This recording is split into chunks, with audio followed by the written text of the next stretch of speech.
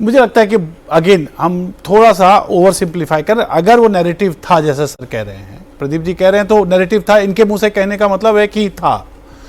ये narrative vote में कितना कन्वर्ट होगा इस पर प्रश्न चिन्ह है, पर कन्वर्ट ही नहीं होगा, ये ओवर सिंप्लीफिकेशन है। जैसे उन्होंने कहा कि एक भी आदमी नहीं मिला, कोई ऐसा कहना मुझे लगता है ओवर सिंप्लीफिकेशन है। जन सुराज में ट्रैक्शन है।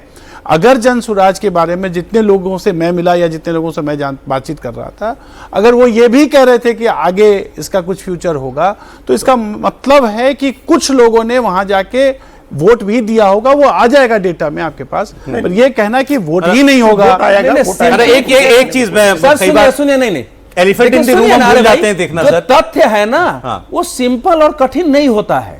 तथ्य होता है। तथ्य यह है बिहार का कि मान लीजिए मैं गया हूं, अगर 15 दिन में घूम रहा हूं और मैं तो ढूंढ रहा था ना जी, जहां देखिए बीजेपी का जैसे कोई विद्रोही उम्मीदवार खड़ा है, वहां अगर 4-5 हजार वोट काटते हैं तो बीजेपी के लिए ऐसे कम से कम 13-14-15 जगह की हो सकता है। लेकिन वोट है जो पार्टी समझ गया, वो बात भी कहते हैं, मतलब आप कह रहे हैं ये डेटा हमको ये बता रहा है कि भाई इतनी सीट जीत सकते हैं, कितना वोट ले सकते हैं, ये नहीं बता रहा है। वो एक अलग डायमेंशन है। मैं जो कह रहा था हम एलिफेंट इन द रूम को इग्नोर कर रहे हैं, वो तो है तेजस्वी यादव। 70 सीट में अगर 18 से 23 है तो अभी उम्मीद बाकी है, बाकी चरणों की 3-4 चरणों में तेजस्वी यादव के मुख्यमंत्री बनने की, या यही खत्म हो जाती है? राहुल जी, देखिए उम्मीद बिल्कुल कायम है, ऐसा नहीं कह सकते कि उम्मीद कायम नहीं है, और बड़े आशावादी है। मैं एकवादी नहीं हूं, एक साइड पे नहीं हूं, है ना, इसलिए तो आप ये कहें कि वो उसको राइट ऑफ किया जा सकता है, ऐसा नहीं। तेजस्वी यादव को अगर वो एक समय ऐसा था बिल्कुल 2-3 सीटों पे आ गए थे और उसके बाद जो है वो बढ़ते बढ़ते यहाँ आ गए, तो नेचुरली नहीं। बट राहुल जी अब इस बात पर आप एक आइडियोलॉजी इसको करिएगा, थेराइज करिएगा, लेकिन जब वो 22 सीट पर आ गए थे तो अगली बार उनको कंधा लगाया नीतीश कुमार ने, तो उनको 80 पर ले गए, और उसकी अगली बार चिराग पासवान ने 6% वोट काटा, तब जीते। कोई स्थिति नहीं दिख रही है। बीजेपी से ज्यादा सीटें लेते हैं। अगर मैं दल वाइज कहता हूं तो बीजेपी से ज्यादा। राहुल जी, मेरा प्रश्न जो था, मेरा ये कहना है कि राइट ऑफ बिहार की राजनीति में क्या आपने राइट ऑफ राहुल जी, मेरा सवाल फिर आप समझे नहीं।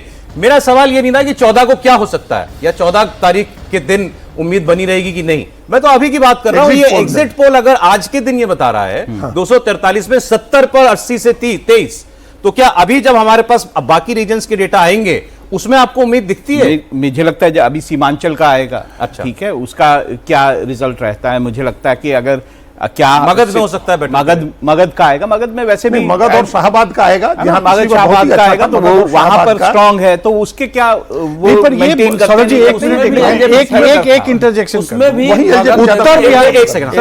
अगर इस मिथिलांचल में राजद की अगर ये है स्थिति जी, आप याद करिए लालू यादव जी के हेडेज में ये वही इलाका था जहां मैक्सिमम सीटें राजद को आती थी।